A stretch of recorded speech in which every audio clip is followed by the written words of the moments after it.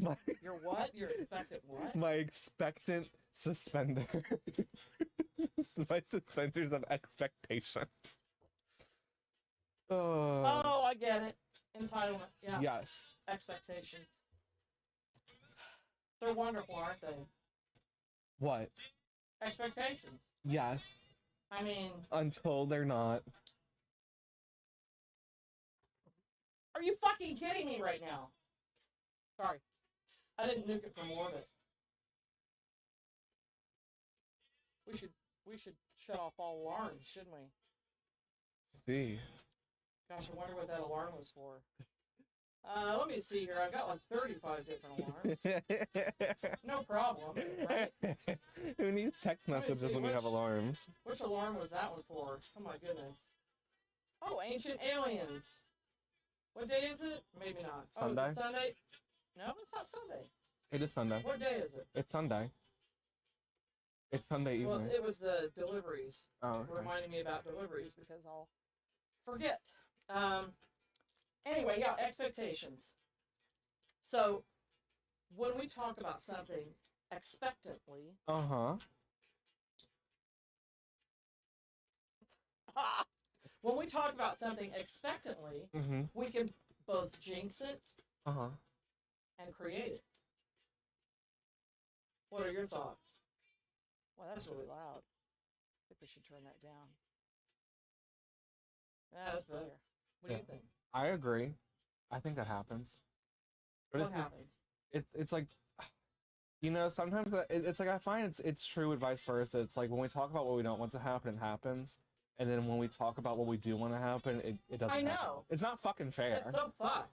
Like, I think the difference is, oh, you know, like, Father, please give me a new car, or like this. Thank you for giving me a new car. Just thank you for giving me a new car by, you know, 6 months from now or whatever, right? And I'm getting a car in 6 months. Yeah. Do you know what I mean? Yeah. I'm Gen Z. They're gonna. I heard England is looking for a new king, and I'm pretty sure I'll get picked.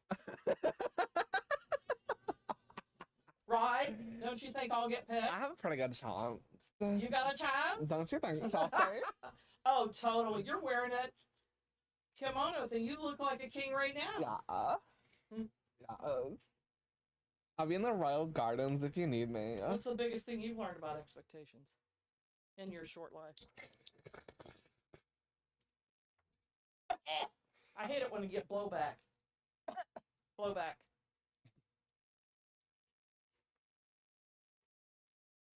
God. Expectations have fucked up my life numerous times. How so? Something that's not too personal. Because, ew. Right? No TMI here. God, my life is TMI. Fair, that's a fair admission. Kudos to you. You shall be king of England. Thank you. I knew it was. See, I knew it was going to happen. So, all right. Destiny has picked the right choice again. Like the guy with the ball cap you sent me. What? He goes up and he just grabs that ball cap up. Oh yeah. I'm going to prank you, and I expect a good laugh, and I won't be punished at all. I don't think it was a prank. Do you think it was a prank? It was a stupid prank. He tried to do a prank that had no comebacks or like no consequences. But it looked like he really expected to be able to keep that hat. Like that guy was his daddy or something. That guy could have killed him with one. I know. Like 2 fingers. It's like he was 3 times the volume of that kid. If you melted them both down, right? Like that kid, like was like one side, if even, of what that guy was like about to lift up. Like that. Yeah, I know my limits. He was so nice, he barely slapped him. He was like, hey, kid. You know? Like when you want to hurt somebody, like you did a playful slap, because when you want to slap somebody, there's 2 ways to go about it. If you want to do the spicy romantic way, or you're playing with somebody, you do it with your fingers. If Right, you, like a little, yeah, yeah, like like that. Like, don't do that. like if you want to hurt somebody, Yeah. bam, palm. Yes.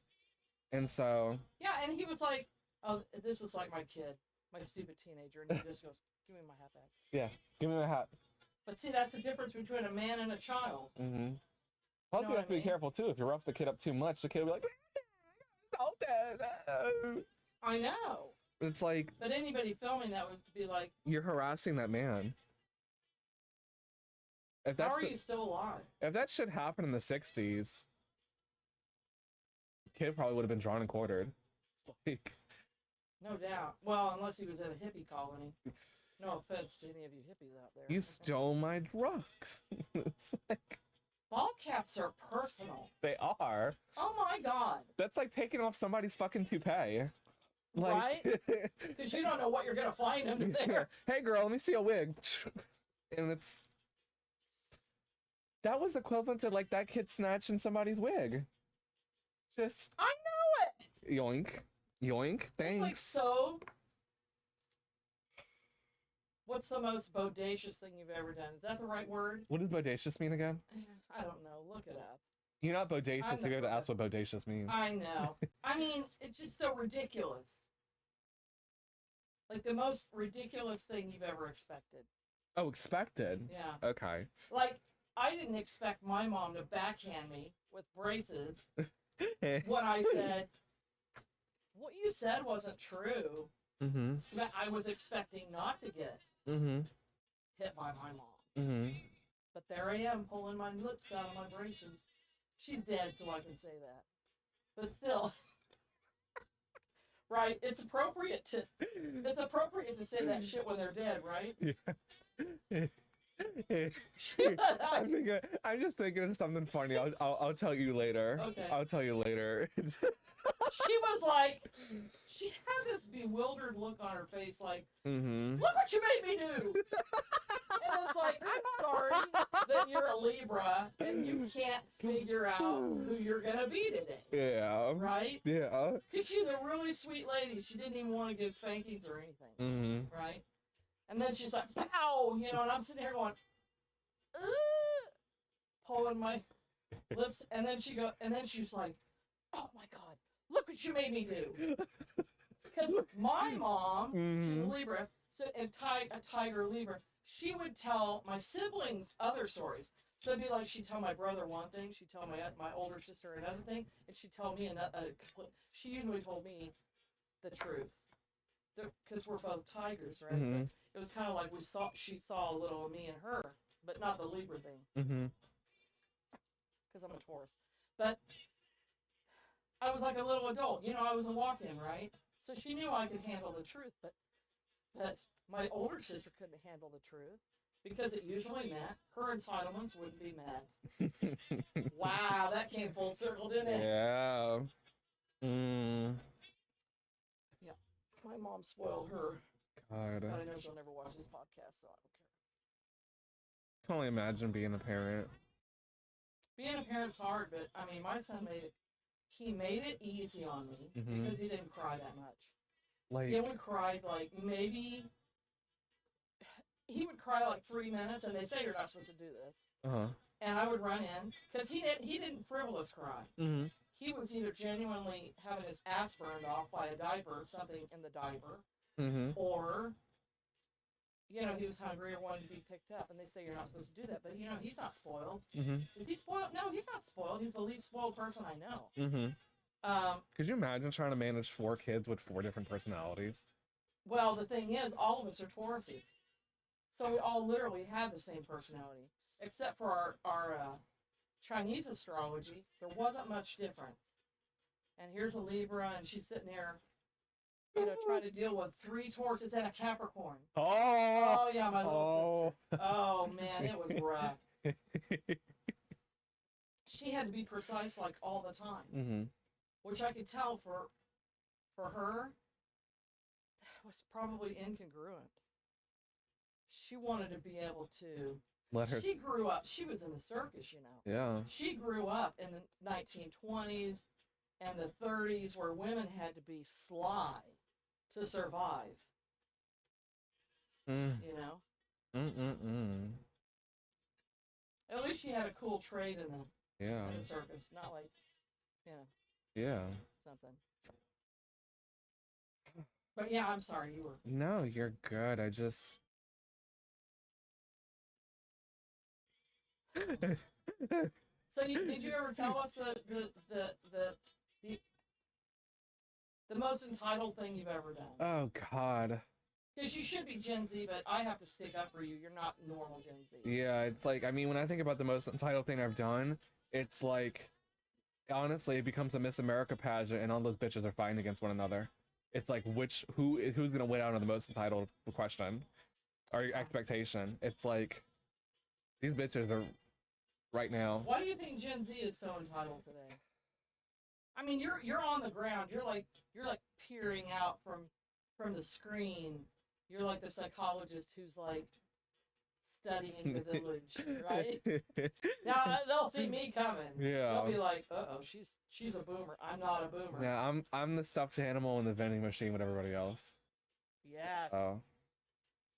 And it must be hard because that's, as you were talking about young, I don't know, a month or so ago, the collective unconscious. You're totally fucked if the rest of your generation in the collective unconscious is entitled. It's like probably like a salmon trying to swim upstream. Yeah. It's like we just keep reinforcing each other's notions.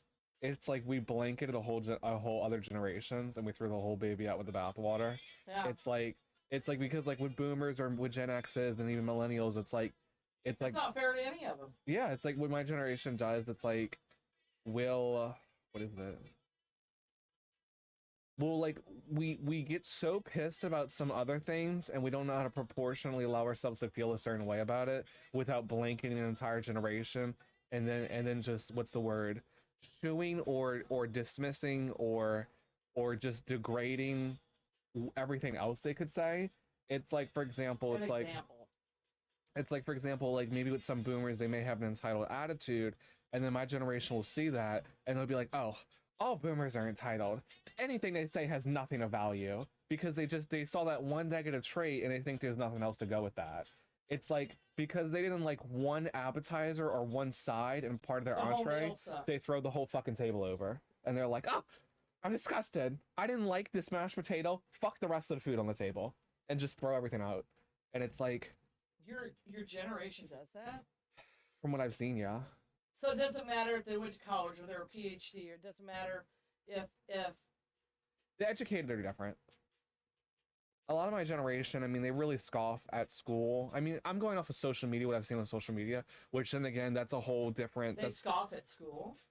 Like college or any school? College. And why? How are they going to learn a trade? It's like, so it's like my generation is like 20% I see of them is like you guys need to go to school.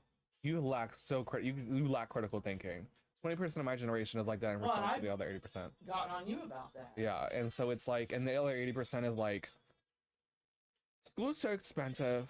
It's all a scam. We don't need that. Ugh. But it's empowering. It is empowering, but you know, they just don't see that, and it's just like, they use a bunch of excuses, and I probably sound like a boomer when I say this, but I mean, like, they use a bunch of excuses about like, oh, the world's gonna end anyway, what's the point of going to school, you know, global warming, oh, World War III, and it's just like, okay, and what if that doesn't happen? Then you're really fucked.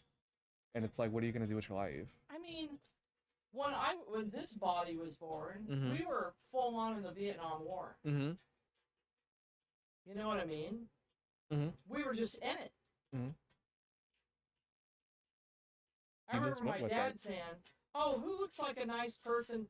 Who do you think I should vote for president? You know, after Kennedy was assassinated. I don't know who was in office. I guess it was Johnson who took over after Kennedy. Yeah, Lyndon Johnson. Yeah, and he's probably responsible for Kennedy's death. I didn't say that. What? But anyway, everybody knows it. It was a setup from the beginning. They didn't want this bright-eyed guy telling the truth. I told my dad, I said, that man looks nice. And it was Watergate guy. Right? Yeah. Hey, my fellow American. Right? Yeah. That's who I picked. It's like half of the friends I picked in my life. It's like that was a mistake. Yeah. Oh man. Welcome to Asperger's. Right? Right? Yeah. Mm. So yeah, I was an idiot in my 20s too. I think it's not to blame Gen Z, but just being in your 20s means you're an entitled Yeah. cunt. You know, it's like, I would say my generation, it's a lot like vaping. We don't know the harmful effects yet fully. Because I just want to vape. Yeah. We don't know the full extent of how it impacts people and society and even themselves yet. I would say we should give them another 10, 15 years and then do a study on them again to see if they changed. Because, you know, I know every generation has their own thing, but I would say across the board, when you're in your 20s, you're a stupid little fucker. Yeah. You're a stupid fucker. Yeah, it doesn't matter if you're born in the 1820s, 1760s. They write it all throughout. I know. All throughout history. They say. So you guys may turn out to be the best generation of all. Who knows? Once you get in your 30s. We just might have a rough start. I don't know. I agree. Who knows? This might be our Lotus moment. So, who knows? Explain Lotus moment. Because lotuses are born in the blood. Yeah. Enlightenment. Yeah, it's hard. I mean, it's hard. I'm really fortunate that I was raised by somebody who was born in 1926. And so, and I was in church. I mean, from the time I was learning theology from the time. I can't even remember. I was memorizing Bible verses at 4 and 5 years old. But I was raised with a caution. Yeah. That was one thing that the war generation, the depression generation, taught us. Don't expect anything. Work hard. You know, tomorrow's not guaranteed. Tomorrow's not guaranteed. Yeah. And you know, eat your food because there's kids starving in China. You know, obese nation. It's because we were guilted into thinking that we're throwing away food. Yeah. But you know, they're not thinking that way. They're thinking, oh my God, there was a depression and people literally starved to death during the depression. You know? Yeah. Except for the rich. It's like survival mode of an entire generation. You know, I got to make sure my kid survives. And you know, it's. So I'm really grateful. Good. You know. Yeah. And you were raised by a boomer? 2 boomers. Do you think that helped you to not be? It helped to an extent, but I also realized too, and I see this with other Gen Z kids, I think some boomers were so traumatized by their childhood, and it's like, I mean, every parent fucks up the next generation in some way, because they see their discipline, too hard of a discipline, not enough discipline, no discipline. Like what I mean, it's like, we could tie it to all Joseph Campbell again, like, you know, the sins of the past are virtues of the future, and the virtues of the future are the sins of the past, and vice versa, and keep going, it keeps going. That's deep. And so it's like, you know, with my generation and how my parents were raised, my mom was raised by somebody who was born in like 1912. And so it's like, and then my dad's dad was raised by someone born in 1917, lived through the Great Depression, both world wars. And it's like, you know, I think my parents could have been so traumatized by their upbringing, their parents. They're like, let me pad the cell of my child that I'm raising, metaphorically speaking. Because it's like, maybe their life was so hard growing up that they tried in every way, shape, or form to provide every comfort for their child. And it's like, You're saying the boomers did that. Yeah, and thankfully not all of them did. Not all of them, but some of them did, because I feel like, you know, it's just, and some boomers got a really rough go of things, you know. They you know, having to share your meal with maybe 3 other kids at a table, and then growing up and they see their kid and they're like, I just want to spoil my kid because I remember how hard it was to live like that. And this is also conjecture too. I'm not directly quoting my parents' experience, but it's just, you know, some people who's just had a very hard time growing up. And like, when looking at old home movies, from the 1960s and the 1950s, This could be arguable to other people because this is a spiritual portion of it. When I look at those old videos and I just sense it energetically, it felt like a very hard time emotionally. There was no, oh, you fell off the slide? Oh. No, Yeah. it was get your ass back up, stop crying Yeah. about your skin knee, and keep fucking playing. My mom, I think there was like, I can count on one hand in my life where I got a hug like this. They're there. Mm-hmm. You know what I mean? Because they weren't emotional. Yeah. They had to be hard. They had to be tough. And you know, we can make a whole socioeconomic argument about why people were more sensitive now is because people are living longer. You know, back in the day, you had to care more about. I guess you're right. I never thought about that before. Like, if your child is gonna survive, that's your main focus. It's like you can't waste this time if life only goes to 40 or 50. You can't waste time on the psychological aspect of your child. What's the most important thing you could teach him? Yeah, it's like, how do I make sure this kid outlives me? Or if I die, he's not gonna die too, because they'll thank me later. Yeah. What was that? That was like not the code, but that was like the excuse for everything they did. You'll thank me later. And believe me, I'm thanking my mom later. Yeah. But you're right. I mean, it was a really hard time. I mean, my dad died in '69. Yeah. And then I walked in like that same year. Yeah. I mean, like, it's only been in the last 100 years where our life expectancy has actually gone to something meaningful. So it's like... Oh, they created Monsanto to correct that mistake, didn't they? Monsanto? What's that? Monsanto is genetically modified food. Oh! Gotcha. The food, anything grown in the ground has Roundup in it. They actually put the pesticides in the seeds so that the bugs wouldn't eat it. If the bugs ate it, they die. What's happening to us? I mean, look at our digestive tract. It's it's looks good like the bacteria. Looks like the tomb of fucking Ramses the Third. But they knew what they were doing. They knew it would reduce population eventually, cause cancer, and yeah. I mean, that's really like the dangers that come with an economic boom, and like when you have a lot of luxuries, like for example in the 60s, it's like, you know, it's like, and you can see it across all these different like civilizations when they reach a height of power, like in Rome.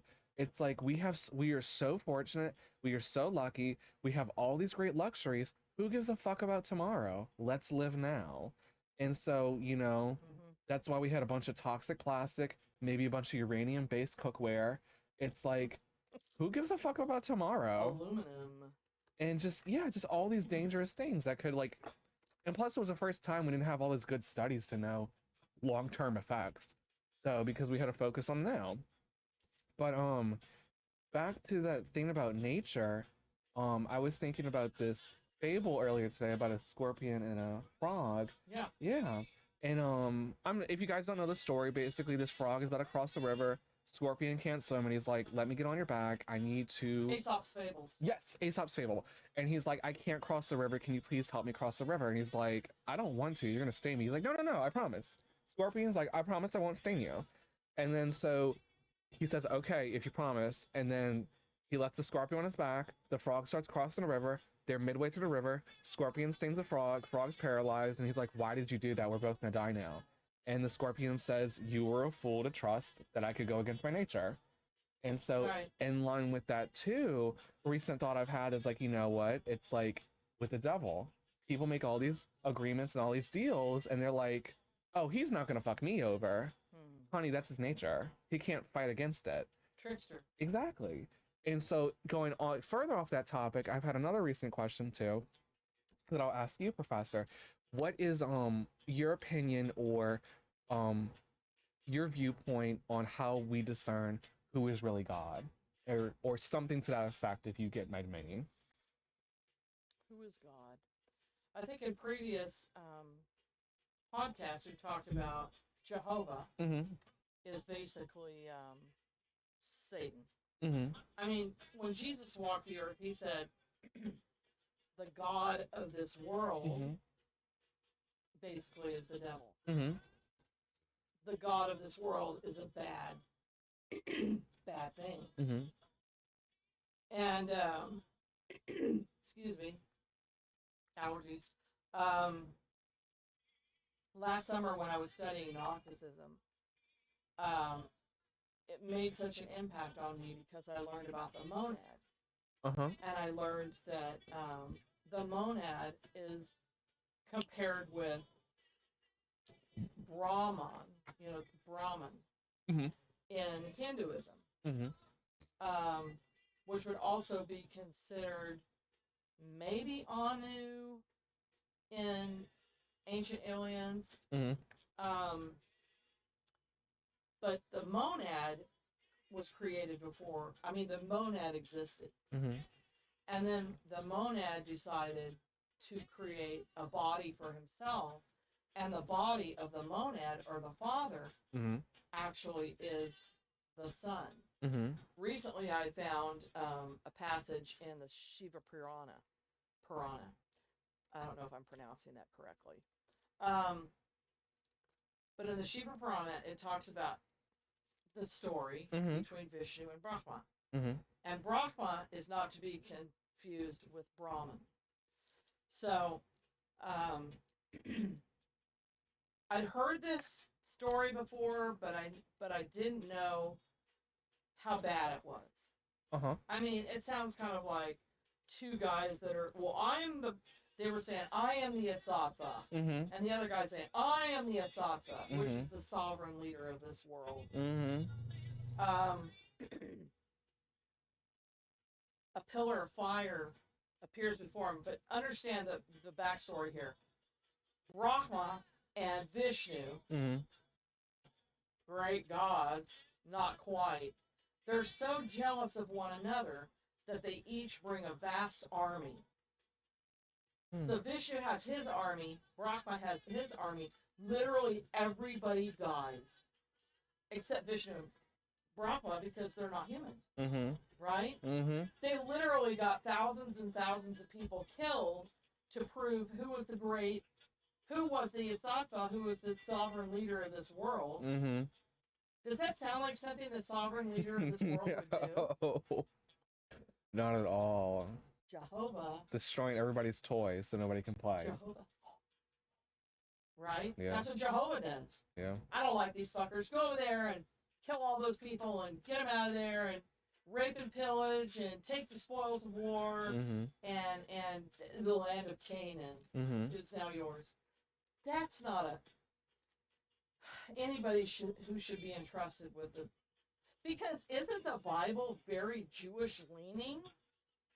If God created all of these different races, why the fuck, if he's a good guy, why would he make such inequality?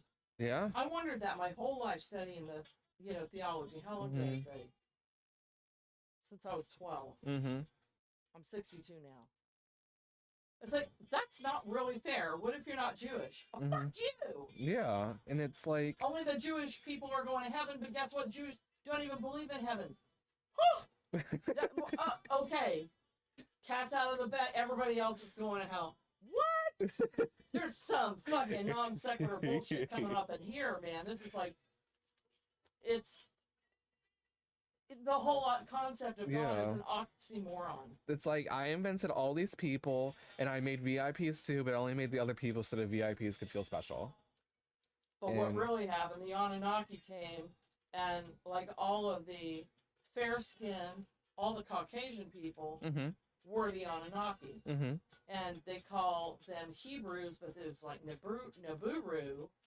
So, but then if you look at the history of the Sumerians, after they, Enlil, there was a spaceport in Sodom and Gomorrah. So they blew up the spaceport, which made basically the whole region uninhabitable. But Enki was trying so hard to get back to Nibiru so that he could depose his father and not only take over the earth, but take over the universe. So then they drew lots, and then Marduk ended up being the guy. But going back to the original question, who is the true father? So Vishnu sacrifices thousands of people to prove his ego. Brahma sacrifices thousands of people to prove his ego. Mm-hmm. A pillar of fire is in between them. It goes forever up and forever down. And Vishnu and Brahma are going, now everybody's dead. They're the only two left there. Mm-hmm. They're going, I'm going to go to the very top of this and find out. And if I go to the very top of it and find out where it ends, then I'm the Asaka. You know, Isa, the sovereign leader of this world, according to the Shiva Purana. Mm-hmm. And Brahma's like, I'm going to descend down. Or it was Brahma that went up and Vishnu that went down. He says, well, I'm going to go and find the end of this at the very bottom. Mm-hmm. So they go and they're traveling up, Brahma, and Vishnu's traveling down, down, down. Vishnu can't find the end. It's just going on forever. Mm-hmm. And at this point, it's like, this is ridiculous. Fuck this. I want to go home and eat some pizza, right? And some beer. Okay, and so then Brahma goes up and up and up and up, and he finds these flowers that are like falling down next to the pillar of fire. Mm-hmm. Isn't that very telling? That the pillar of fire, that these flowers are falling next to it. That's a divine. Mm-hmm. That's divine right there. Yeah. And they're not burning up? No. He spoke to one of the flowers, Brahma, who was well known as a trickster god. Mm-hmm. He spoke to one of the flowers, and he said, you turn that down just a bit. Mm-hmm. He spoke to the flower, and the flower said, or he said, sorry, would you please, I'm going to go back and I'm going to tell him that I found the top of this. Would you collaborate with me? Witness testimony that I found the top. Brahma. What a fucking piece of shit. I mean, thousands of people have now died, and he wants to be the Jehovah. He's like, I got to the stage first. Can I get my beauty queen pageant? Whatever. But he cheated. Yeah. Why would a god cheat? People think, oh, Jehovah. Oh, Jehovah. Oh, right? He would never. Right? Oh, guess what? He did that and way more, right? So, I mean, Muhammad took like a 7-year-old girl from one of the places they murdered everybody for not becoming Islam. And he brought her home with him. And by the time she was 9, he fucked her and took her as a wife at the age of 9. You know, this is Muhammad. And I say, fuck Muhammad. If you're going to do that to a little kid, that's the shit that Enki does. You know, Enki fucked his daughter, his granddaughter, his great, all down into the present time. Because he's still alive and he's still fucking everything. Yeah. But, so he comes back down. Brahma comes back down, Vishnu comes up, and then out steps from the flame Lord Shiva. And he said, I am both the manifest and the unmanifest. This is what they talk about in the Bible and different scriptures. The Father of the whole universe, is the manifest and the unmanifest, which means he exists. He doesn't exist. He exists in energy form only, and then he takes a body and he becomes the manifest. And when I found that, just days ago, I don't know why I never got around to reading the Shiva Purana. I just never did. And it was like, I was just flabbergasted for days. I was just like going, so we know who is who now. Shiva is both the manifest and the unmanifest, which means he existed as Brahman, which is the highest level in Hinduism, and he also exists as the son of Brahman. I recently did a Twitter post that was, Jesus was the vessel for the Father. So when he was talking to the disciples, and they said, well, if you are the Son of God, then show us the Father. And he said, he who has seen me has seen the Father. Right? That's right. That's some deep shit. And that's partially probably what got him killed, because Judas, of course, was reporting back to the Sanhedrin everything that he heard. Peter's the only one that got it. Peter said, Christ said, who am I to you? And he said, well, you are the Son of the Most High. That's what he just saw it. But the other disciples, everybody was constantly like, so is he or isn't he? Is he or isn't he? Right? But Peter saw it. And so Jesus, when he traveled in India, and everybody knows now, cat's out of the bag. Yeah. Everybody knows that Jesus traveled in India. And oh, I love the little water turds. You know, ice. I like to call them water turds. As the Americans put it. I don't think that's an American thing.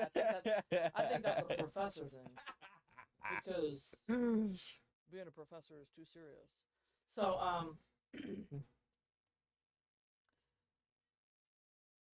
guess what they called Jesus in amongst the Muslims? What?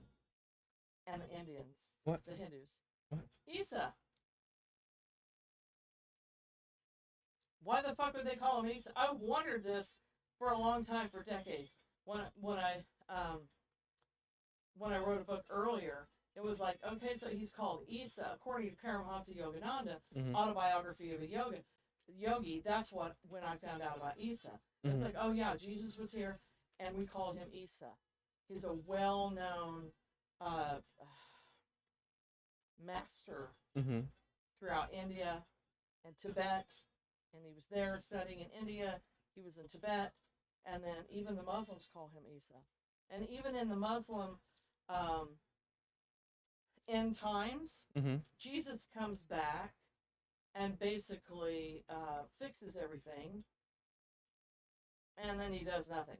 So they don't really believe he's the Son of God. They just believe he's going to overcome, like the beast. Yeah, like he's a champion. Like the Antichrist. Yeah, he's a champion, but then he's not really divine. Yeah. But understandably, the person who's doing the whole shit and taking over the world and one world government, people, everybody fucking, follow, like, King Charles. I have a really hard time saying that. King Charles said, well, one person should be in charge of the whole world, and then everybody should give him their resources. It's like, asshole, who's the one person?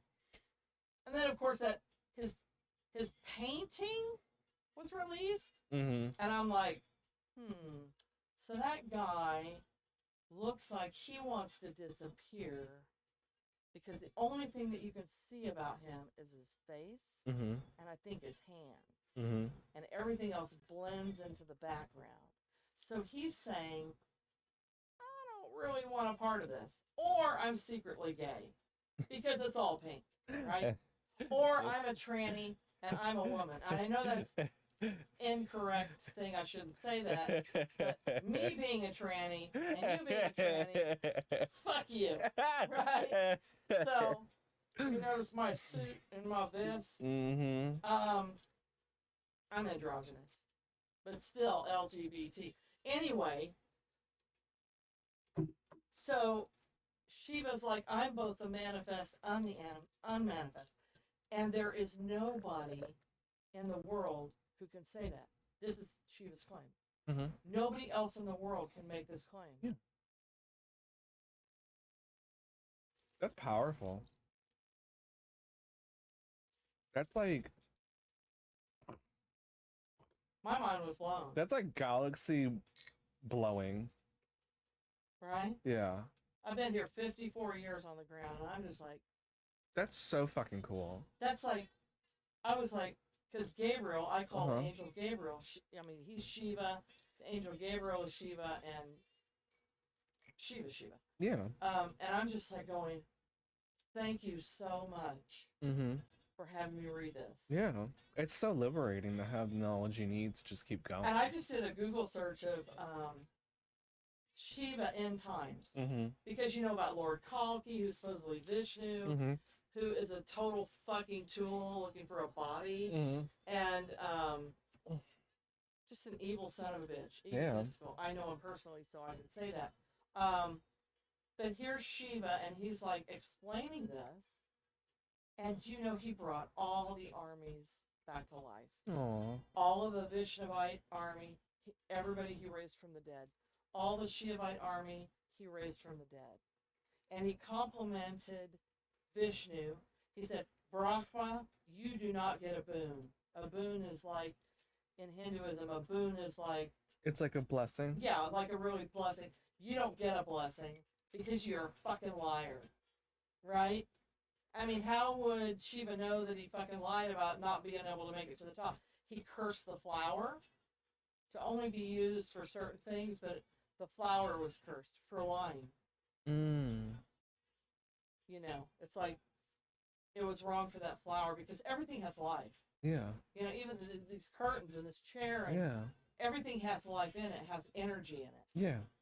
And then, but he told the flower, shame on you for lying for Brahma. He told Brahma, shame on you for lying, that you're trying to say that you're the Asatva. And this is what pissed Shiva off, because Shiva was in another place. He got Parvati, his wife, who's also his equal half. So she's also the manifest and the unmanifest. So he brings his army over to the Vishnu Brahma debacle, and he's like, okay, so you're this and you're that, and you're not going to get this and you're not going to get that. And he rewarded Vishnu for telling the truth. But that's not enough for a guy to tell the truth one time to prove that they're good. What were we just talking about? About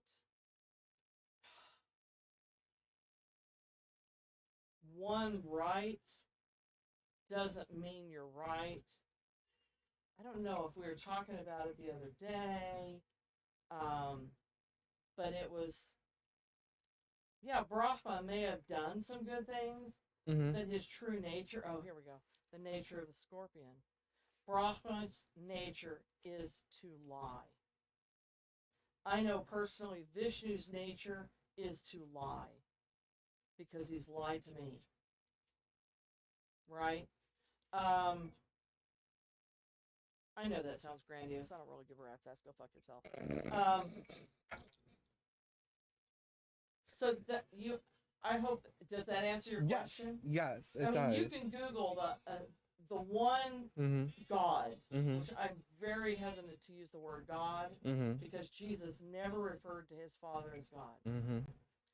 So Jesus is Isa. Shiva is Isa. There can only be one. And of course we know that because of Highlander, right? There can be only one. Well, Jesus is Isa. Jesus is the manifest and the unmanifest. Because I've speculated for a very long time that Shiva was Jesus. And Shiva also ends up being Enlil from the Sumerian epic, who's also the son of God, the son of Anu. What say you? Now I'm at the pirate court. Johnny Depp. I concur. What do you concur with? You're just taking me at face value. What do you concur with? I just and of course, just like the professor said, because my nature isn't to lie. Yes, just like the professor said, always do your own research too. You know, it's important. You know, if you struggle with belief, I mean, we're giving you the facts as it is. Yeah. If you're having a trouble believing, go do the Google search yourself. Yeah. Go be your own archaeologist. That's why, you know, people may go, well, where are her sources? Where are his sources? Their sources. Yes. Right? Yeah, I answer to all of them. All of the pronouns I answer to. So I don't force people to do pronouns with me because I think that's fucking selfish and stupid. And entitled. That's an entitlement right there. Yeah. just Google search. I mean, you know, Shiva Purana. I think it's page 75. Mm-hmm.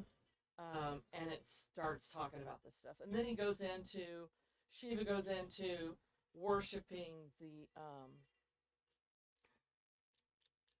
you know, the nuclear. It looks like a nuclear device. The phallic symbol. Mm-hmm. I can never remember. It's in the Yoni lingam, the lingam stone.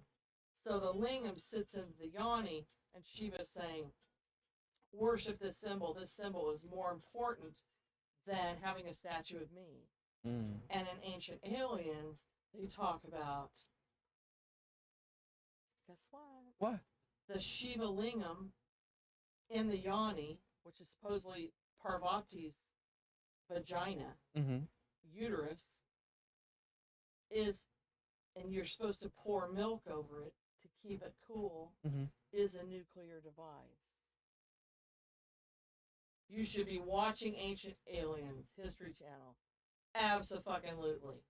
That the Yoni and the lingam look exactly and are exactly taught how to treat it as a nuclear power device. Cool. As opposed to nuclear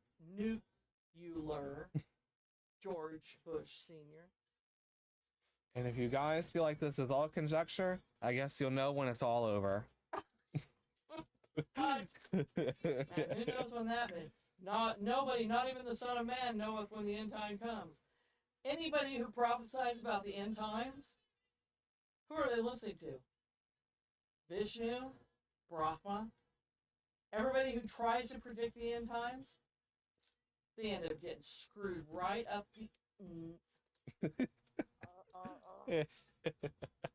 Because it's not going to happen. It can't be predicted. Yeah. The unmanifest is just going to go, okay, manifest. Isa, wake up. Okay, let's go. Nobody's getting a memo. Right. Yeah. And it'll probably happen when Elon finishes fucking up Twitter. Taking away the likes. What a fucking entitled thing to do. That's only going to protect the people who are liking porn stars. I know. It's so funny, too, because people are trolling the fuck out of him. I know. And it's like, what they're doing is they're like, oh, you're going to take away our likes? And then they're just going on people's posts, and they're just putting the comments like in quotes. That's what I've been doing. Like. And a thumbs up. I'm like, someday. And Mark Hamill's really having a comeback on there. He liked, what, yesterday, like over 300 posts? Mm-hmm. Liked. Mm-hmm. People say that Elon is doing this to be messy, and just on one Sunday evening or afternoon, he's going to untake that feature, and everybody's going to see what everybody else's likes are. Exactly. And so many politicians and people are going to be apologizing for, oh, I got hacked. Right. I'm sorry. So, Elon is kind of a mixed bag. He's kind of like, am I telling you the truth? Am I not telling you the truth? I kind of admire his, I mean, I have to admit myself that Elon is an unidentified quantity. Mm-hmm. He's unknowable quantity. Yeah. Who really knows what's going on in that head of his? But you know that he's making a joke out of all of it. To Elon, the most important thing is its value for humor. That's one thing I like about him. But is he the trickster god? Exactly. Right. To what degree is the humor okay? But one thing I do like about him is that he starts off good. Now, the idea about getting rid of blocks, that was completely insane. And he was listening to Vishnu and Brahma on that because taking away the blocking feature, even Apple and the phone companies were like, fuck you, we're not going to support your app. If people have to be able to block so that they can't be trolled or bullied or what do you call stalked, right? So they wouldn't agree with the block feature, but now he's taking away the like feature. And who knows why he's doing it? He has entertainment value, is my point. He's entertaining. I think that he feels bad when he's no longer relevant, so he comes up with some other bodacious, crazy idea. Sounds like a Nero thing. I'm not even gonna go there. He said it. I did. I said it. I did not it. say Nero. But yeah. Yeah, something like that. At what point do you need a harder laugh? Or do you need a more serious prank? Or... And for those of you out there who pray each day, pray to bind Brahma and Vishnu and all the billionaires and the World Economic Forum and Klaus Schwab and all the governors of this world and the Rockefellers and the Rothschilds and all of these rich motherfuckers who think that they're in charge. And now I'm losing my voice. It's your turn to talk, bitch. Okay. Well... Do you know when I started taping? No. Did your psychic ability tell you when I started taping? No, I just knew you started. How did you know? Because I just knew. You bitch. I just knew at some point I was like... Well, you're so passionate, you just get on this roll, and I'm like, okay, I'm going to start taping because this guy's fucking amazing. Thank you. I hope you guys think he's amazing because I think they're he's amazing. They're amazing. We're both amazing. Please don't call me a there. There. I am not Gen Z. I am not entitled. It's my southernness coming out. I am a she. The she is amazing as well. She is amazing as well. A fairy. Yes. The she. Yes. Literacy is not the southerner's strong suit. I'm not going to say anything about that. That's okay. I can say it because I'm a southerner. Yeehaw. Anyway, we love you guys. Have a great night. Thank you so much. And, and next time.